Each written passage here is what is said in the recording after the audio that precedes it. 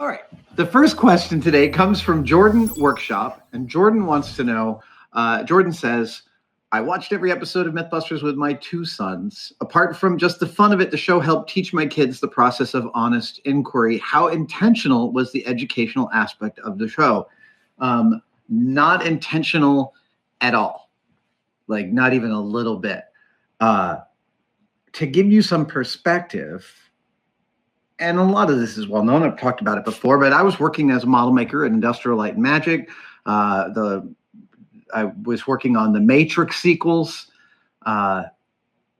in the spring of 2002 when I shot the pilots for MythBusters, and then I went to do Terminator 3, and then wrapped Terminator 3, wrapped the set that we built for that movie, the particle accelerator set. Fawn Davis and I and a bunch of wonderful colleagues at ILM built that. And then I went off to film MythBusters. It was not my pitch. It was not an idea Jamie and I came up with. We were hired talent, and we had no idea what hired talent meant.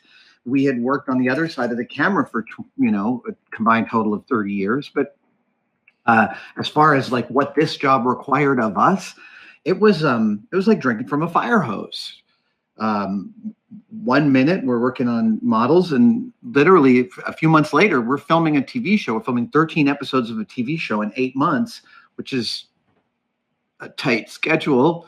And the idea of what the show was about, I don't think occurred to me until almost the middle of season 1. So I had been filming for 4 or 5 months. I was newly single, which meant that I was a totally insane person. And there was this point in the middle of season 1 where I was like, you know what? I'm trying to date and I'm trying to do this new job and I don't know the parameters. I think I need to make things easier on myself. And I stopped dating. I cleared that part of my head away, and I started concentrating on the job. And in the beginning, I was just thinking like, okay, what do I have to contribute to this work? Am I just here to talk on camera? Because that's the first thing I thought I was supposed to do. I'm just here to talk on camera. Oh, I'm also here to build stuff. Oh, I'm also here to actually build experimental methodologies. And halfway through season 1, I came up with the experimental methodology for demonstrating that a penny has 2 terminal velocities. Wait right there.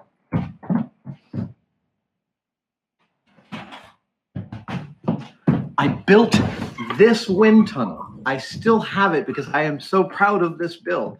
I built this wind tunnel, and the particular salient feature of this wind tunnel is that it has holes off the sides of it, and it has adjustable tongue depressors at the top, so I can adjust how much air is escaping from the bottom. And when I put 2 high volume air streams in the bottom here, and adjust them, I can get 75 miles an hour airspeed down here, but a 20 mile per hour airspeed up here.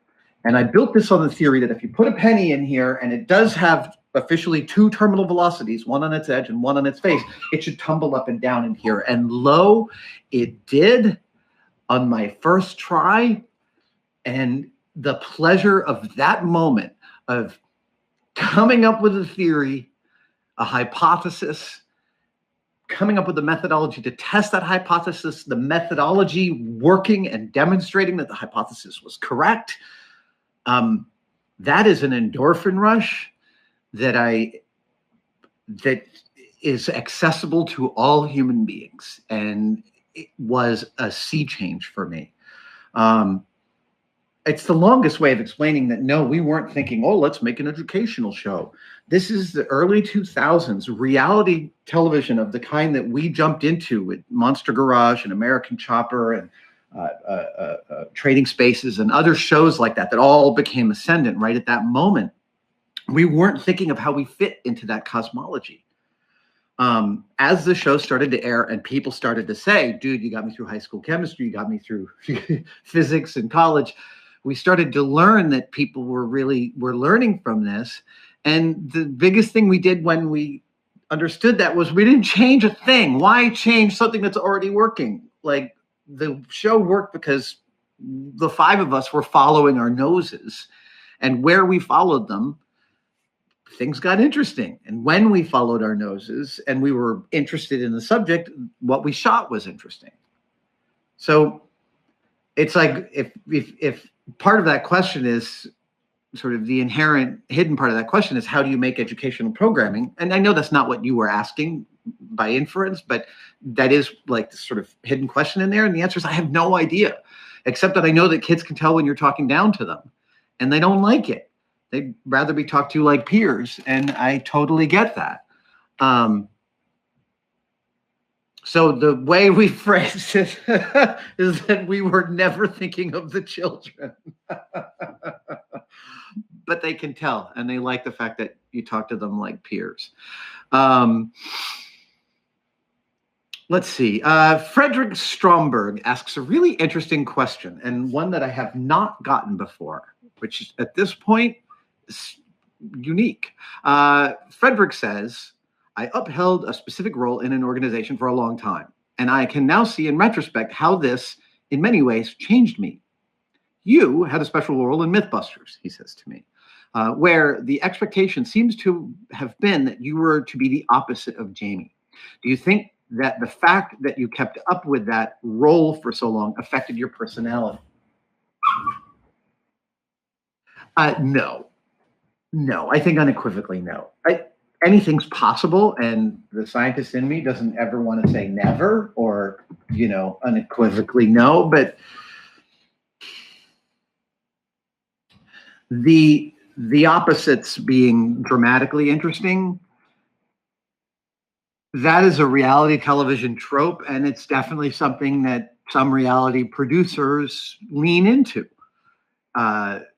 They have a job. Reality television producers have a job. They've got to get enough footage in camera to tell stories, and it's hard to tell stories this way.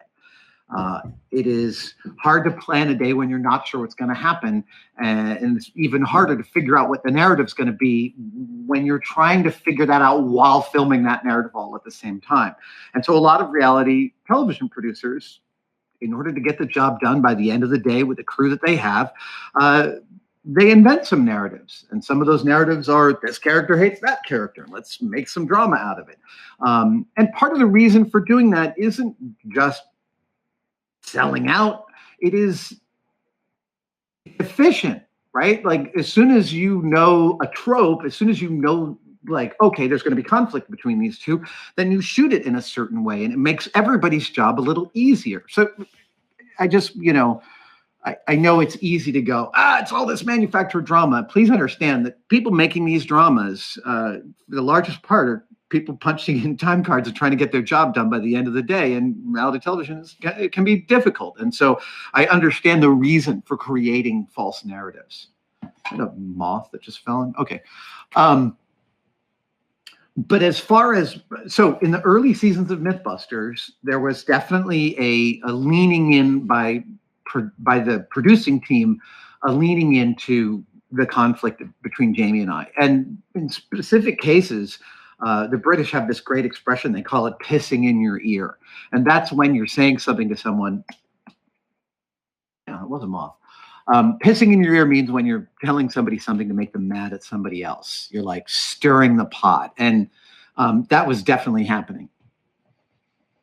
But once Jamie and I figured out that we weren't each other's problem, and we were able at that point in the producing cycle, like seasons 2, 3, 4, around there, we were able to see that this show, that the episodes that did really well were the ones in which we were the most interested in the material. Well, then we realized that we didn't have to gin up any conflict, but we certainly could let it be where it was, right? So if Jamie and I had a disagreement about something, we'd often just make that disagreement part of the narrative. And I don't mean the conflict of disagreement, but if he thought we should do something one way and I thought we should do something another way, we always looked for a way to make both of those paths part of our methodology. Because why not? Like, let's spread this spectrum.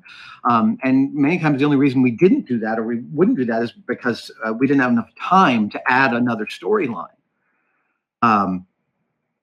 That being said, we certainly fell into a funny man, straight man